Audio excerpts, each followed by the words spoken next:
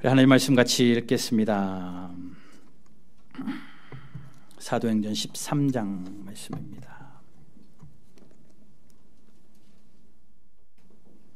사도행전 13장 39절 말씀 우리 한 절 같이 읽겠습니다. 한 목소리 같이 읽겠습니다. 시작.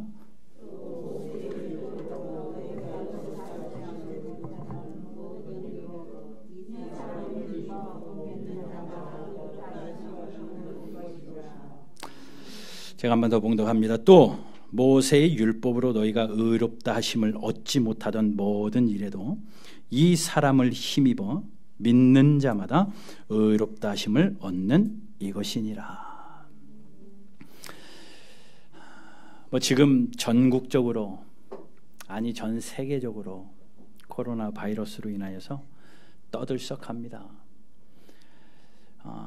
어디 가서 잠깐 앉아 있으면 주변 테이블에 있는 사람들의 대화 주제는 전부 다 코로나 바이러스고, 길거리를 가는데 초등학교 1, 2학년 애들이 앞에 가면서 수근수근 거려요. 야, 코로나 바이러스 때문에 학교 안 가니까 너무 좋다 그러면서 우리 누나네는 이번 주에 학원도 안 간대 막 이러면서 그 아이들의 주제도 코로나 바이러스가 돼버렸습니다.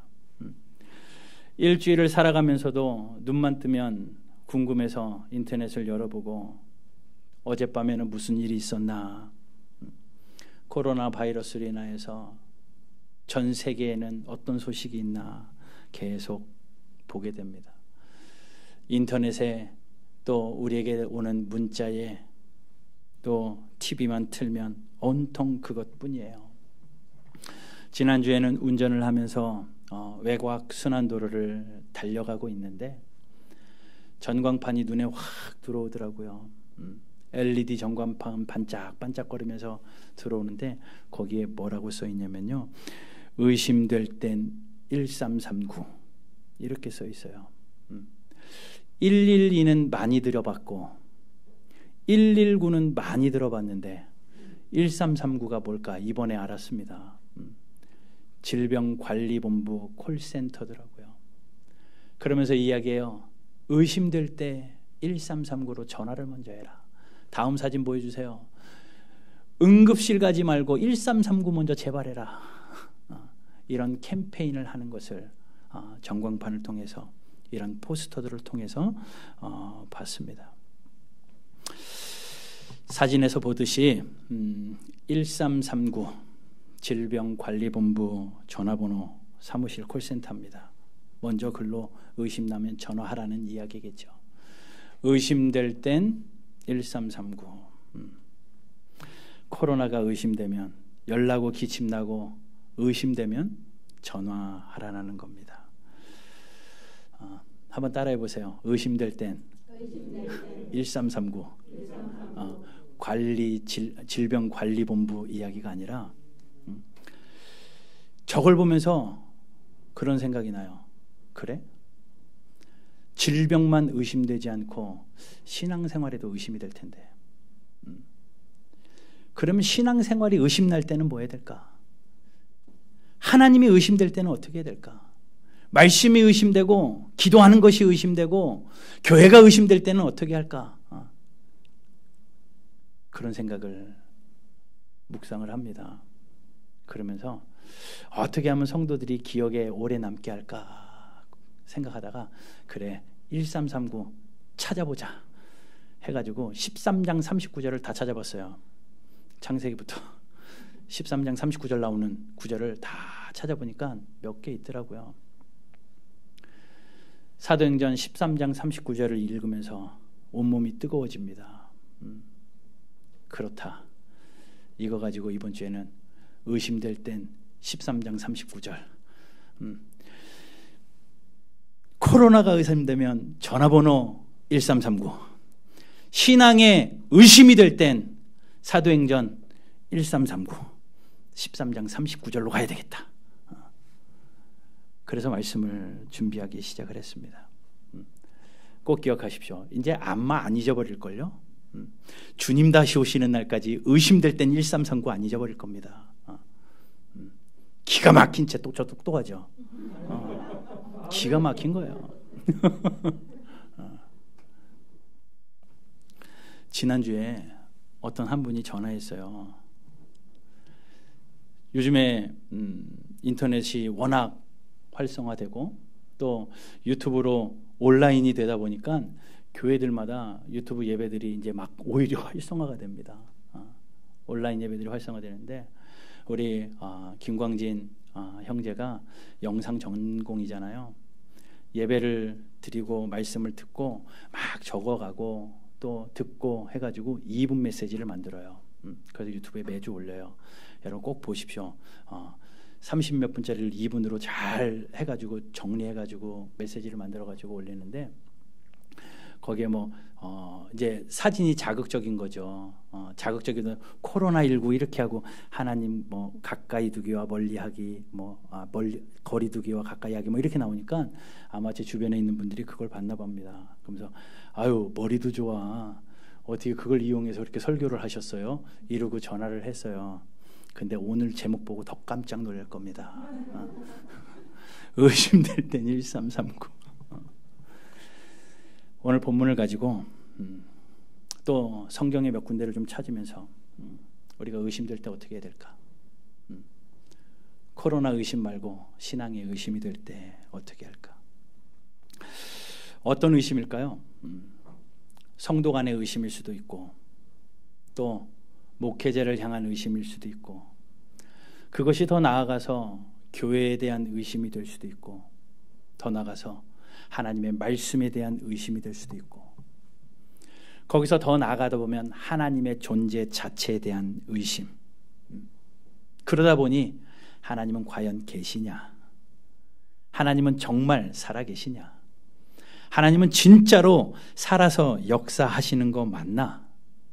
하나님이 정말 내 기도, 내 숨소리까지 다 듣고 신음소리까지 응답하시는 하나님 맞나?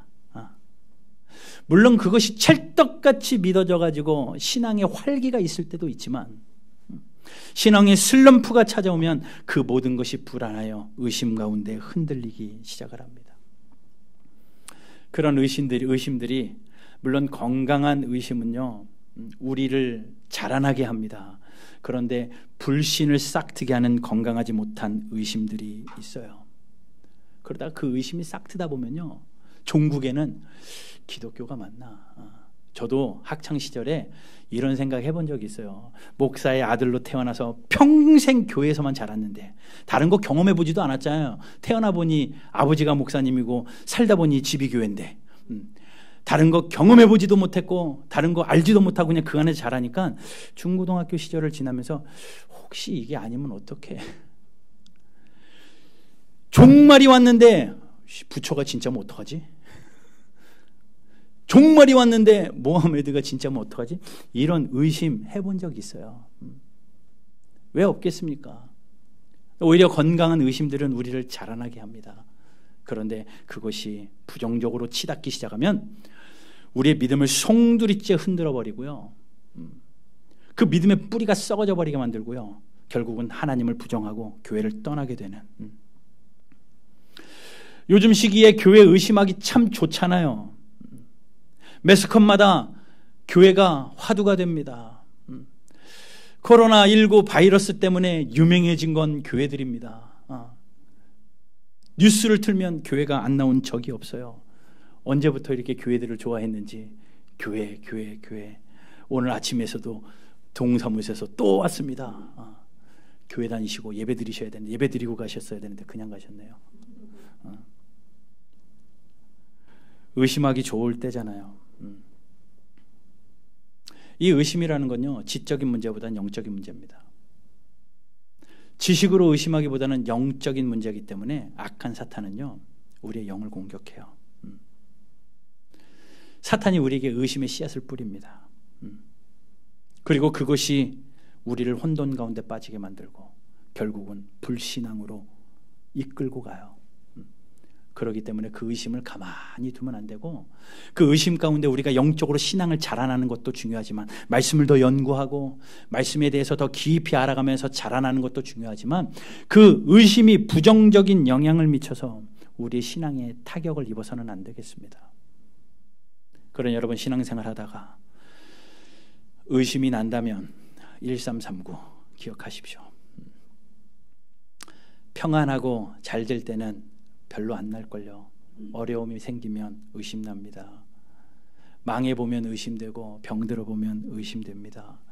기도했는데 잘 되던 기도 응답이 어느 순간 딱 막히면 그때 그게 우연이었나 의심됩니다. 한 가지 고난은 견디겠는데 설상가상으로 고난이 겹치면 하나님 계신 거 맞나? 열심히 봉사하고 헌신했는데 결과는 정반대의 결과가 나타날 때, 모두가 신앙생활하는 건 즐겁다고 하는데, 기쁘고 행복하다고 하는데 나는 너무나도 기분이 안 좋고 기쁨이 없을 때, 교회 생활이 재미가 없을 때 등등 우리를 의심나게 하는 일들이 참 다양한 것 같습니다. 언제 의심이 날까요? 여러 가지 이유들이 있겠지만 성경에서 그런 의심의 순간에 언제 의심이 찾아왔는지 두 사람만 좀 먼저 생각을 해보려고 그래요. 구약에서 한 사람, 신약에서 한 사람 생각하면 구약에서는 아브라함입니다. 아브라함 믿음의 조상이죠.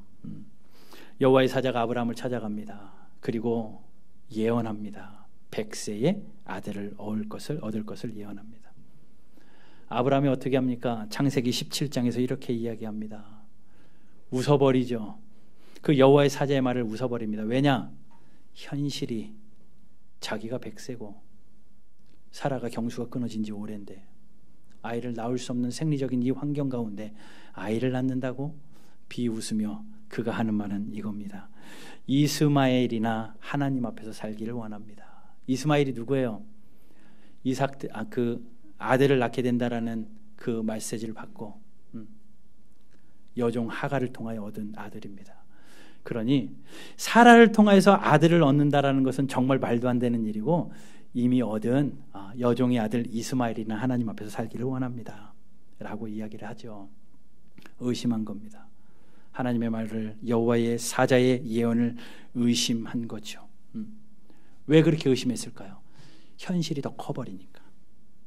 여호와의 사자가 눈앞에서 예언을 했다 할지라도 내 현실은 과학적으로 생리적으로 전혀 안 되는 상황이니까 의심이 되기 시작하는 겁니다. 현실에서 다가오는 당연한 나의 논리가 앞설 때 의심이 찾아오는 겁니다. 현실에서 내가 가지고 있는 내 가치관과 당연한 논리가 어떤 것보다 하나님의 말씀보다 앞서기 시작할 때, 현상적인 상황이 앞서기 시작할 때 당연히 부정적으로 의심이 시작되는 거죠. 아브라함의 반응은 생리적으로 너무나 당연했습니다. 현실적으로도 당연했고 과학적으로도 당연한 겁니다. 그것들이 앞서니까, 그 들려지는 말보다 그것들이 나를 사로잡으니까 당연히 웃음이 나온 거죠. 의심이 된 거죠. 또 한 사람의 얘기를 해볼게요.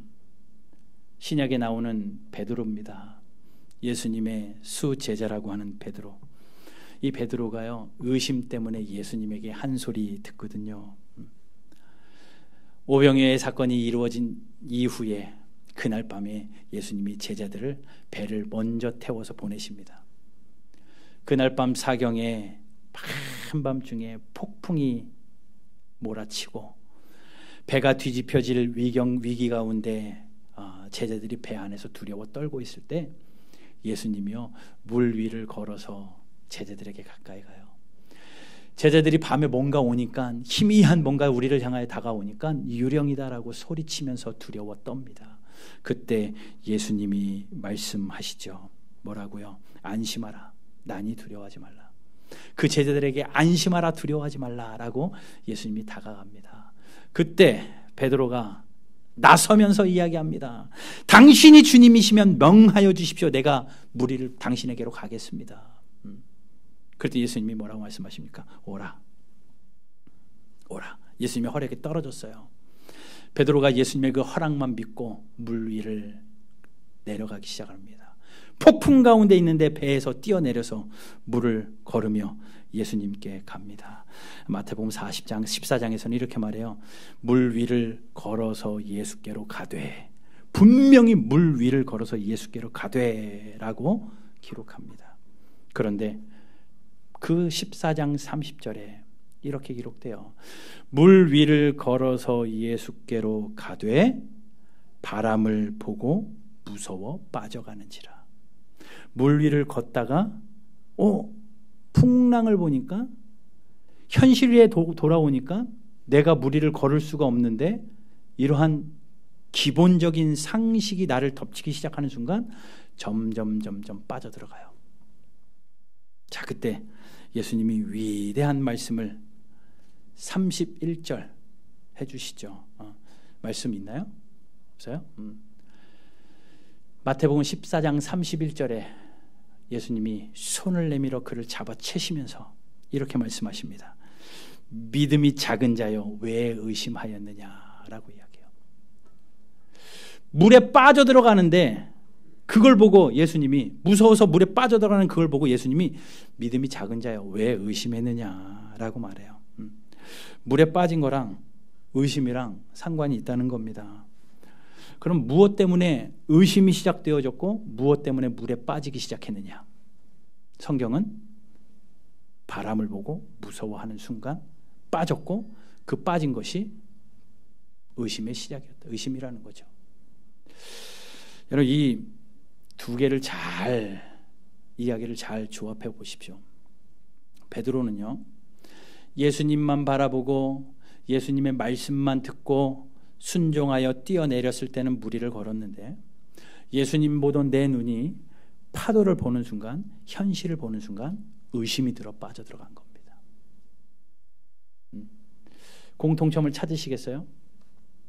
아브라함도 현실의 그 내 상황이 들리는 말보다 여호와의 사자의 예언보다 더 크게 다가오니 의심하여 비웃었고, 베드로도 풍랑이, 바람이 나를 삼킬 것 같은 내 상황이 나에게 몰아치자 예수님 바라보던 그 시선에서 그 환경으로 가니 의심하여 빠져들어가기 시작하더라는 겁니다.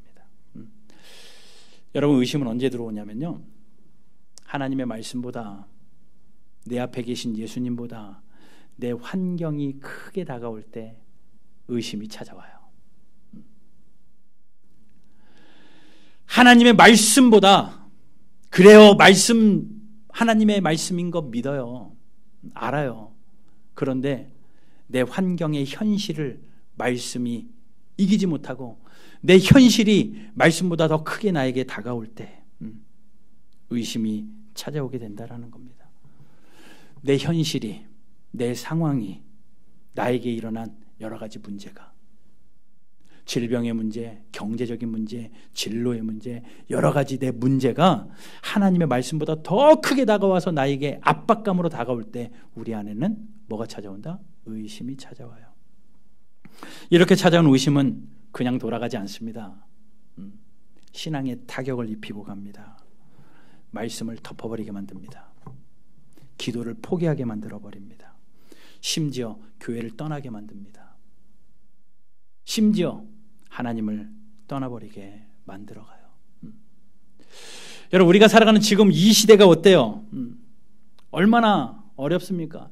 교회들이 얼마나 많은데, 교회들이 얼마나 하나님 앞에 기도하는데, 하나님 코로나를 잠잠케 해주십시오. 전 세계를 강타하고 있는 이 바이러스를 하나님 붙들어 주십시오. 믿음으로 선포하지 않습니까? 하나님이 하시면 된다라고 이야기하잖아요. 그런데 왜 진정되지 않고 왜 점점 이 사태는 커집니까? 교회들이 그렇게 하나님 앞에 기도하고 있는데 왜 점점 교회는 손가락질 받고 있고, 무언가 교회 다닌다는 것이 어색해지고 믿음 생활한다는 것이 어색해지니 우리가 이 말씀보다, 들려지는 말씀보다, 하는 기도보다 현실이 크게 느껴지는 거 사실이잖아요. 현실이 크게 느껴집니다. 이 위협감 가운데, 경제적인 위축 가운데, 건강의 위협 가운데 문제가 점점 커지기 시작합니다. 어떡하지? 여러 가지 현실적인 문제들이 우리를 뒤덮기 시작합니다. 그때 뭐가 찾아온다고요? 의심이 찾아와요. 의심이 찾아와요. 그러니 지금 이때는요, 사탄이 의심이라는 무기를 들고 여러분들 신방 가기 좋을 때입니다. 자, 그러면 의심될 때 뭐라고요? 1339. 내 시선이 예수님께 있을 때는 괜찮았는데 현실로 돌아오는 순간 의심이 되었다면 다시 시선을 예수님께로 고정시켜야 되겠는데 내 환경에서 어떻게든지 내 시선을, 내 믿음을 다시 예수님께로 가야 되겠는데 예수님 어디로 갈까? 어디로 갈까? 1339 사도행전 13장 39절로 가시라고요. 그걸 통해서 말씀의 확신을 얻으시라고요. 사도행전 13장 39절을 펴시고 그 본문의 배경을 잠깐 설명해 드리겠습니다. 사도행전 13장에 들어와서 안디옥 교회는 두 사람을 전도 여행으로 선교로 파송을 합니다. 바나바와 바울입니다. 바울과 바나바가 안디옥 교회에 파송을 받습니다. 두 사람은 교회에 보내심을 받고 성령의 보내심을 받아서 전도 여행을 떠나게 되죠. 그 이름도 유명한 바울 1차 전도 여행입니다. 시작이 되는 겁니다. 구브로를 가죠. 나중에 집에 가서 13장 쭉 읽어보세요. 구브로를 가죠. 살라미를 가서 하나님의 말씀을 전하고 또 바보섬을 지나고 버가를 지나서 어디에 당도하게 되느냐? 비시디아 안디옥이라는 곳에 당도합니다. 그 두 사람이 비시디아 안디옥에 당도해서 한 회당에 들어가 앉았습니다. 한 회당에 들어가 앉으니 회당장이 무슨 할 말이 있으면 하시오라고 그들에게 마이크를 넘겨요. 그 당시에 문화를 이해하면 이 말씀이 조금 더 쉽게 들려질 겁니다. 회당에서 열리는 집회는요, 먼저 하나님 앞에 찬양을 해요. 모인 사람들이 하나님 앞에 찬양을 드리고 그 다음에 성경 두 곳을 낭독합니다.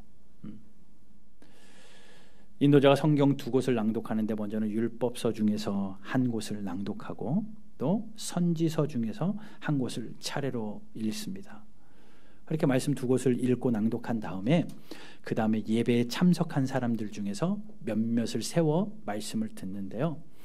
어떤 사람들에게 마이크를 넘기냐면요, 유명한 사람, 예배에 참석한 사람 중에 유명한 사람을 앞에 세워서 할 말이 있습니까? 라고 하기도 합니다. 유명한 사람이 없으면 특별히 방문한 사람, 못 보던 사람, 특별하게 방문한 사람을 세우기도 하고, 아니면 그것이 없다면 요청하는 사람, 내가 오늘은 좀 이런 말을 하겠습니다, 요청하는 사람에게 마이크를 넘깁니다. 그런데 그 회당에서 집회가 진행되어지는 동안에 바울과 바나바가 처음 왔으니 새로운 사람이에요. 그리고 뭔가 포스도 남다르고 또 그런 의욕도 남달랐으니 회당장이 보기에 오늘은 저 사람들에게 무언가 할 말을 줘야 되겠다. 그래서 마이크를 넘기는 거죠. 그래서 할 말이 있으면 해보십시오 라고 그들에게 전합니다. 바울이 기회를 얻었어요. 무슨 기회요? 복음을 전할 기회요. 찬스입니다.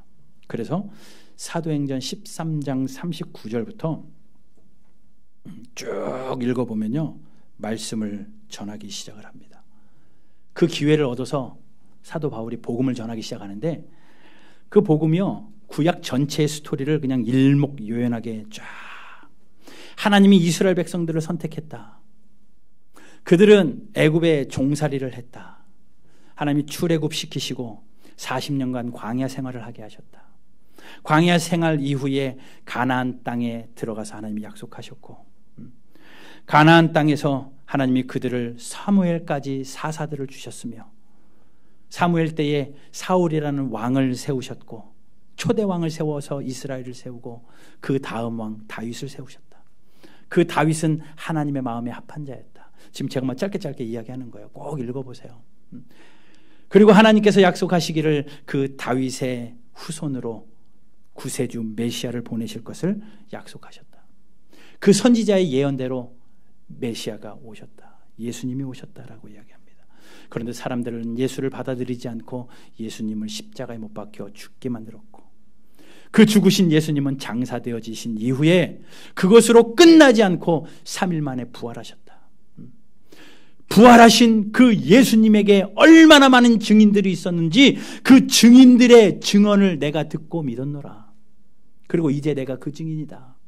부활하신 예수님의 증인이다. 라고 구약과 신약을 일목요연하게 쫙 설교합니다. 회당에서요. 그리고 나서 오늘 본문 39절에 바로 앞에 38절 보세요. 그러므로 결론적으로 이야기합니다. 예수님이 부활하셔서 우리의 산 증인이 되셨으니 우리도 썩지 아니할 것이다. 그러므로 형제들아 너희가 알 것은 이거야 라고 이야기합니다. 너희들이 결론적으로 알 것은 이건데 복음 중에 복음을 선포합니다. 그러면서 39절에 이렇게 이야기하는 거죠. 모세의 율법으로 너희가 의롭다 하심을 얻지 못하다. 율법에 있어서는 바울이 1등이었습니다. 얼마나 지식이 풍부한 사람이었는지요. 정통한 자였습니다. 율법에 대해서는 너무나도 잘 알고 있었기 때문에 힘주어 말했을 겁니다. 아무리 율법을 지키려고 해도 우리는 의롭다함을 받을 수 없다 라고 이야기할 때 한 명도 반박하는 사람이 없었습니다. 왜냐하면 율법을 아무리 지키려고 해도 다 지켜낼 수 없기 때문에 한 가지만 지키지 못해도 율법을 어긴 거가 되기 때문에 그것을 장담할 수 없어요. 그래요. 오늘 정말 열심히 해가지고 율법을 다 지켰다고 해봐요. 그래도 내일이 어떻게 될지 모릅니다. 그러니 율법 앞에서 장담할 수 없는 자가 없습니다. 그러니 율법에서 나는 완전한 사람이다, 의인이다라고 확신이 생기지 않았기 때문에 대부분의 회당에 있는 유대인들도 그것에 대해서 자유롭지 못했습니다. 그것을 바울이 정확하게 알고 당신들이 율법을 지켜보십시오. 율법으로 의롭다함을 받을 수 있습니까? 속으로 긍정하죠. 없습니다. 그때 바울이 이야기하는 겁니다. 그런데 39절에 모든 일에도 이 사람을 힘입어 믿는 자마다 의롭다 하심을 얻을 수 있다. 이 사람이 누굽니까? 죽었다가 다시 살아나신 예수 그리스도. 예수 그리스도로 힘 입는 자, 그 예수 그리스도를 믿는 자는 율법과 상관없이 의로운 자가 되어진다. 우리의 행실로 의로워지는 것이 아니에요. 우리의 행실은 여전히 추악하고 더럽지만 예수 그리스도를 믿는 그 믿음으로 말미암아 의롭다 하게 되어진다. 이 메시지를 바울이 전하는 거죠. 죄가 많습니다. 죄인입니다. 우리가 의인이라서 의롭다라고 이야기하는 것 아니고 죄 없는 사람이 하나도 없어요. 우리는 죄를 가지고 태어났고 죄 가운데 살고 그 죄 때문에 하나님의 영광에 이르지 못하는 것이 사실입니다. 그러나 예수 그리스도의 이름 한 분, 그 이름으로 우리가 의롭다 하심을 얻게 된다는 거예요. 우리의 삶을 평가해서 그래 내가 너 의롭다 해줄게 라고 해서 의로운 것이 아니라 말씀으로 예수 그리스도의 믿음은 그 믿음으로 의롭다 하심을 얻게 해주신 것. 우리가 많은 죄가 있고 많은 실수가 있지만 예수 그리스도의 믿음의 확실함 하나만큼은 잘 챙겨서 의롭다 하심을 얻는 믿음의 사람들 되시기를 주님의 이름으로 축복합니다. 여러분 우리의 행실 때문에 의심이 되나요? 내가 믿는 사람 맞나? 나 천국 갈 수 있나? 우리의 죄악된 본성 때문에 구원의 확신에 의심이 들어가고 있나요? 우리의 삶의 형편에 일어나는 수많은 일들 때문에 내 주변의 현실적인 문제들 때문에 의심이 들어가나요? 이 모든 의심을 잠재울 수 있는 한 가지 방법은 나를 의롭다 하시는 예수님을 다시 한번 찾는 거예요. 이 말씀을 붙들고 예수님 앞으로 다시 한번 무릎 꿇는 저와 여러분들 되시기를 주님의 이름으로 축복합니다. 짧게 한 가지만 더 말씀드릴게요. 언제 또 의심이 오냐면요. 의심의 아이콘이 누굽니까? 도마 아닙니까? 의심 많은 도마라고 이야기하죠. 우리가 금요일마다 누가복음 공부했었는데 끊어진 지 벌써 한 달도 넘었어요. 빨리 다시 시작돼야 됩니다. 예수님이 살아나셨습니다. 부활하셨습니다. 그리고 제자들 앞에 나타납니다. 제자들이 예수님이 죽으신 이후에 두려워서 문을 닫고 방 안에 있을 때 예수님이 그곳에 찾아가시죠. 그리고 평안하라라고 그들에게 메시지를 전하고 손을 보여주시고 옆구리를 보여주시니 그 제자들이 기뻐하더라 라고 성경에 기록되어 있습니다. 그런데 도마는 그 자리에 없었거든요. 의심하기 시작합니다. 제자들이 도마에게 가서 우리가 예수님을 봤어. 그랬더니 도마가 뭐라고 이야기합니까? 내가 보지 못했다. 내가 만져보고 내가 보기 전에는 믿지 못한다 라고 이야기합니다. 체험을 원한 거예요. 체험을 원한 겁니다. 그 체험을 원하던 그 도마에게 예수님이 직접 보여주시고 말씀하시죠. 보고 믿는 자보다 보지 않고 믿는 자가 복되다라고 말씀합니다. 그렇게 말씀하셨던 예수님이 그 도마에게 그 복을 말씀하시고, 베드로는 베드로후서 1장 19절에 이렇게 이야기해요. 베드로도 물론 많은 체험을 했죠. 무리를 걷는 체험도 하고. 그런데 베드로의 최고의 체험은 뭐냐면요, 변화산에서의 체험입니다. 변화산에서 호련히 영광스럽게 변화되는 그 체험을 하고, 베드로가 베드로후서 1장 19절에서 이렇게 이야기해요. 우리 같이 한번 읽어볼까요? 시작. 또 우리에게는 더 확실한 예언이 있어 어두운 데를 비추는 등불과 같으니 날이 새어 샛별이 너희 마음에 떠오르기까지 너희가 이것을 주의하는 것이 옳으니라. 자, 더 확실한, 이 체험보다 더 확실한 예언이 있는데 이것이 뭐냐? 이것을 너희가 주의하는 것이 옳다. 말씀입니다. 하나님의 말씀이 이 체험보다 더 중요함을 이야기해요. 도마가요, 의심하게 된 이유는요, 그 체험을 요구했던 이유는요, 말씀이 희미해졌기 때문이고, 또 한 가지는 공동체를 떠나 있었기 때문입니다. 요한복음 20장 24절 말씀 한번 보세요. 12제자 중에 하나로서 디두모라 하는 도마는 예수께서 오셨을 때에 함께 있지 아니한지라. 그곳에 함께 없었기 때문에 의심이 싹 텄던 겁니다. 여러분, 함께 하지 않으면 홀로 있을 때 항상 의심이 찾아옵니다. 그런 여러분, 의심이 찾아오면요, 하나님의 말씀으로 돌아가서 예수님을 집중해야 되고요, 예수님께 시선을 고정해야 되고요, 또 한 가지는 공동체 일에 힘써야 됩니다. 혼자 있으면 항상 의심이 꼬리를 물게 돼 있어요.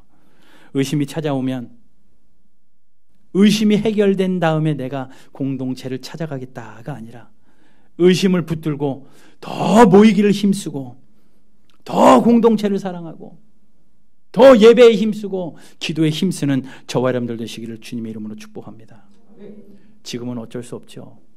네, 어쩔 수 없습니다. 그러니 조금만 더 힘을 내십시오. 조금만 더 힘을 내십시오. 그리고 우리가 모일 수 있는 그날이 오면 모든 의심을 붙들고라도 더 힘써 모여서 예수님께 더 가까이 나아가는, 내 시선이 다른 곳에 분산되지 않고 예수님께 집중하는, 그리하여 날마다 그분과 동행하는, 예수님을 친구 삼아 그분과 가까이 지내는 저와 여러분들 되시기를 주님의 이름으로 축복합니다. 예수님과 가까이 지낸다는 것은 말씀과 가까이예요. 성경과 나와의 거리가 하나님과 나와의 거리죠. 하나님과 저 가까운데요, 거짓말하지 마십시오. 성경 펴지도 않고 하나님과 가깝다라는 건 거짓말입니다. 그런 거짓말이 어디 있습니까? 그런 착각이 어디 있습니까? 여러분, 의심이 될 때 교회로 달려오시고, 의심이 될 때 공동체로 달려오시고, 의심이 될 때 말씀을 펴고 나를 의롭다 하시는 예수님께 시선을 집중하는 저와 여러분들 되시기를 주님의 이름으로 축복합니다. 친구 되어야 돼요. 한 가지 예언만 말씀드리고 말씀을 마칠게요. 외줄타기에 유명한 한 사람이 있습니다. 그 사람은 프랑스 사람이고, 물론 많은 나라의 사람들이 있겠지만 그 사람은 전설이에요. 찰스 블런딘입니다. 이 사진에 나오는 이 사람인데 20살 때부터 외줄타기를 합니다. 근데 이 사람이 유명한 건요, 어떤 안전장치 안 해요. 그리고 밑에 망도 없습니다. 아무것도 없이 산과 산을 연결해 놓은 그 줄을 외줄타기를 해서 건너가고, 강을 건너가고, 20세 때부터 시작을 합니다. 근데 저 때가 1850년대예요. 1850년도에 그러한 일들을 해나갑니다. 근데 많은 사람들이 따라해요. 저 사람이 외줄타기를 보면서 모방해서 외줄을 탑니다. 못 따라오게 저 사람이 무엇을 하냐면요, 그냥 걷지 않고 책상을 들고 외줄을 탑니다. 그리고 한 중간에 책상을 펴고 거기서 식사를 하고 돌아와요. 그리고 또 그것도 누가 다른 사람이 또 따라해요. 역사적으로 있는 이야기예요.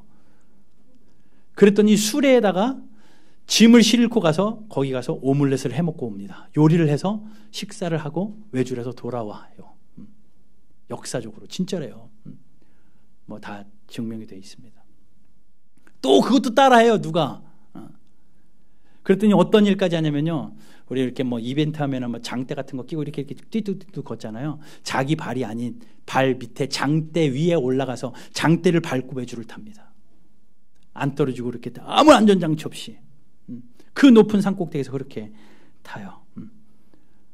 이 사람이 70세가 넘는 나이까지 외줄 타기를 합니다. 1850년대부터 58년, 59년, 60년 계속 외줄 타기에 성공해요. 나이아가라 폭포에서 그가 줄을 매달아 놓고 타기 시작을 합니다. 수많은 사람들이 모여요. 세계에서 가장 크다는 폭포 위에 가장 높은 곳에 줄을 달고 내가 안전장치 없이 망을 없이 이곳을 건너겠습니다. 사람들이 환호하며 모입니다. 기가 막히게 건너버리죠. 그리고 광고를 합니다. 1862년 9월 달에 다시 한번 나이아가라에 초청을 돼요. 줄을 걸어놓고 수많은 사람들에게 티켓을 받고 그것을 환호하는 사람들이 2만 5천 명이 모여듭니다. 그 게임이 시작되기 전에 찰스 블런딘이 이렇게 이야기해요. 제가 이것을 건널 것을 여러분 믿습니까? 믿습니다. 박수 쳐요. 왜요? 거기 올라가서 밥도 해먹고 왔으니까, 오믈렛도 해먹고 왔으니까. 수도 없이 왔다 갔다 하면서 떨어지지 않았으니까 믿습니다. 제가 뒤로 건너가는 거 여러분 믿습니까? 네, 믿습니다. 제가 이곳에서 물구나무 서서 건너갈 거 믿습니까? 네, 믿습니다. 여러분 제가 눈 감고 여기 건너가는 거 믿겠습니까? 네, 믿습니다. 막 사람들이 환호를 합니다. 그래서 빨리 하라고 응원을 합니다. 그때 찰스 블런딘이 이렇게 이야기합니다. 다 믿으신다면 한 명만 나오세요. 제가 목마 태우고 건너가 보겠습니까? 사람들이 이야기합니다. 네, 목마 태우고도 얼마든지 건널 수 있습니다. 그런데 저는 아닙니다. 머리로는 100% 건너갈 거 믿는데 나는 아니에요. 저는 아닙니다. 한 명도 나서지 않습니다. 싸늘하게 조용해지고 눈도 마주치지 못하고 네가 나가 누가 나가 이러고 있는 이때에 한 사람이 자체에서 나와요. 그 사람이 헨리 콜코든입니다. 중심 잡는 봉 하나 들고 뒤에 그 사람을 업고 건너요. 결과는 떨어지지 않고 완벽하게 그 일을 업고 수행해야 됩니다. 그러면 헨리 콜코드가 누구냐? 이 사람은요, 같은 프랑스인으로서 프랑스에서부터 그 친구가 외줄타기 하는 동안에 늘 옆에 함께 있었던 친구입니다. 매니저처럼 그와 가까이 있었던 보살펴주던 친구였습니다. 그 친구는 믿었던 거죠. 그래, 내가 생명을 주고 저 사람 등에 업혀도 나는 죽지 않는다. 머리로만 된다고 박수 치는 것이 아니라 내가 생명을 내어서 저 사람 등에 업히겠다. 그래, 네가 떨어져서 죽으면 나도 같이 죽으리라. 그러나 너는 떨어지지 않아. 이 믿음 가지고 업혔습니다. 분명 모든 사람이 믿었거든요. 그런데 행동으로 옮기는 업히는 믿음까지 가지는 않았어요. 그러나 이 한 사람 할 수 있었던 것은 관계 때문입니다. 관계 때문에. 여러분 똑같아요. 여러분 말씀 많이 들어가지고요, 머리가 다 믿게 만들어요. 예수님을 믿고 하나님을 믿고 신앙생활하는 그 믿음, 우리가 훈련되어져 가지고 충분히 있습니다. 그런데 결정적인 순간에 업히는 믿음까지는 연약하더라는 거예요. 예수님이 우리를 친구로 불러주셨습니다. 친구는 뭐예요? 친하니까 친구입니다. 친구는 모든 것을 걸 수 있는 게 친구입니다. 예수님이 먼저 친구 되어주셔서 생명까지 주셨잖아요. 그러니 이제 우리가 생명 바쳐서 예수님께 업혀야죠. 할 수 있다고 박수만 치지 마십시오. 예수님 이 일 해주세요. 예수님 병 고쳐주세요. 예수님 이거 해주세요. 멀리서 박수만 치는 그리스도인 되지 마시고 업히세요. 죽을지라도, 내가 떨어져 죽더라도 친구 등에 업혀서 그 외주를 탔던 그 친구처럼 내가 예수님의 등에 업혀서 예수님과 평생 동행하는 성도로 살겠다. 여러분이 예수님께 집중하는 저와 여러분들 되시기를 주님의 이름으로 축복합니다. 의심날 때는 예수님께로 돌아가야 됩니다. 세상이 우리를 의심하게 할 때는 다른 것 없어요. 세상이 변해도 나는 주님을 섬기겠다. 주님의 사랑은 영원히 변치 않으니 나는 주님을 신뢰하겠다. 모든 사람 다 주를 떠나도 나는 주의 등에 업히겠다. 오직 의인은 믿음으로 말미암아 산다. 예수 그리스도로 힘입어서 내가 의인 되었다. 이 믿음으로 의심을 뿌리치고 승리하는 저와 여러분들 되시기를 주님의 이름으로 축복합니다.